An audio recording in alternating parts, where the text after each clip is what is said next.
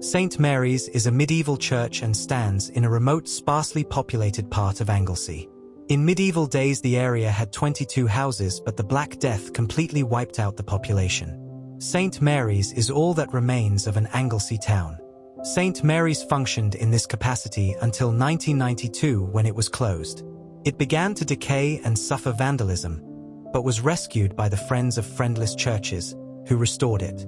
Part of the restorations included having copies made of the one surviving bench in the nave, as all the others had been stolen. The church was constructed using rubble masonry with boulder coins.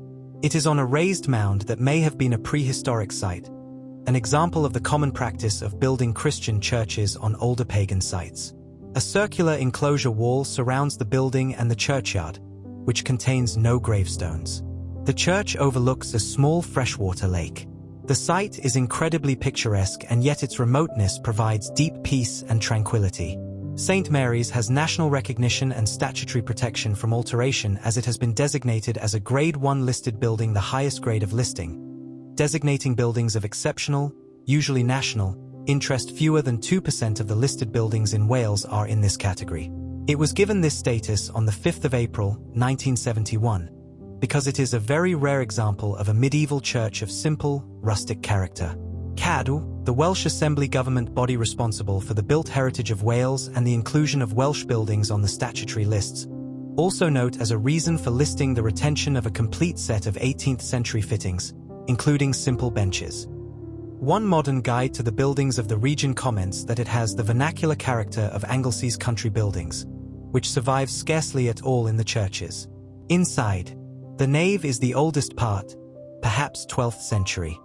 The floor is laid with flagstones throughout. The massive wooden roof trusses date to the late 15th century. The chancel was rebuilt in the 16th century, and a chapel was added to the side in the 17th century. A date carved on the communion rail shows that it was added in 1764. The church once housed a 12th century baptismal font, but this was moved after World War II. The current octagonal font is from the 15th century, and have no idea where it came from or when. St Mary's is decidedly religion without pretension.